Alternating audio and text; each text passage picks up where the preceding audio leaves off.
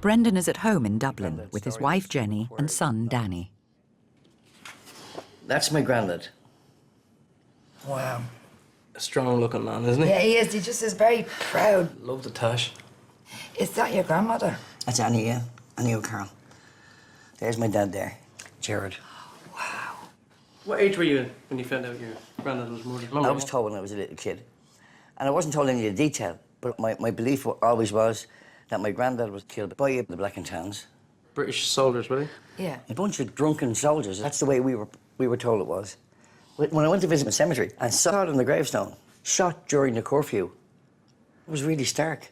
I said, I'd really like to know what happened. So I went looking for details of exactly what happened on the night, and this is what I got. This is the article.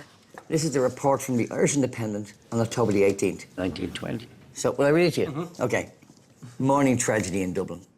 An appalling tragedy was enacted in the little shop, Manor Street, Dublin, about 2 a.m. on Saturday. The proprietor, Mr. Peter O'Carroll, 56, was shot dead by armed men who carried out their purpose with a noiseless weapon and departed silently, having accomplished it. Silencer.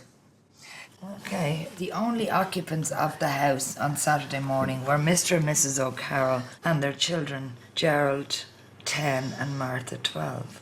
The story of the shocking occurrence was given by one of the victim's daughters. She said about 1:40 on Saturday morning, a knock came to our door. My father got up, having put on his trousers and stockings, went downstairs to admit those outside. My mother also got out of bed and looked through the window. She noticed the forms of 2 or 3 men at the door. There was a slight thud and then stillness. My mother, hearing no noise, came downstairs, and there the most terrible spectacle met her eyes. Her husband lying a corpse in a huge pool of blood. Peter O'Carroll was shot on the 16th of October, 1920. At the time, Ireland was still part of the United Kingdom, but the majority of Irish people wanted an end to British rule. This led to a conflict, known as the Irish War of Independence, between the forces of the British Crown and the recently formed Irish Republican Army, the IRA, who were fighting for Irish independence. In the face of the Crown forces' overwhelming military might, IRA soldiers used guerrilla tactics. Wearing plain clothes, they operated out of safe houses and launched sporadic attacks. To try to root them out, the Crown forces frequently raided and ransacked private homes. There have of late been several raids by the Crown forces on the premises in quest of Mr. Carroll's son.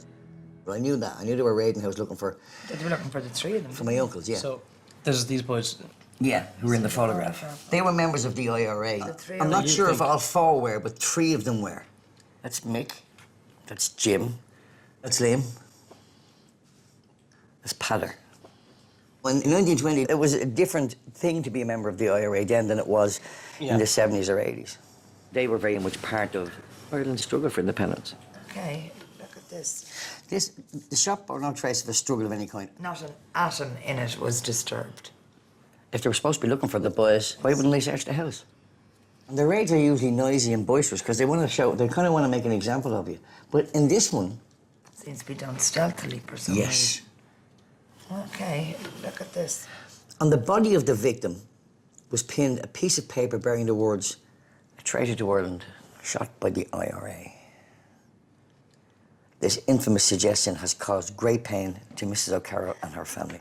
Were you told about that when you were a kid? Yeah, no, we knew about it, and it said that this man is a traitor to Ireland, shot by the IRA. But it was always just poo-pooed because our family were a very, very Republican family. It upset me a little bit thinking that he was a traitor.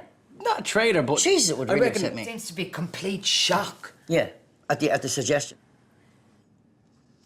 An extraordinary thing is that no report of a shot was heard, not even by Mrs. O'Carroll, who was sitting in her bedroom listening as intently as possible to every motion. How could you be in the same house as somebody getting shot and not hear it? This is all a bit odd.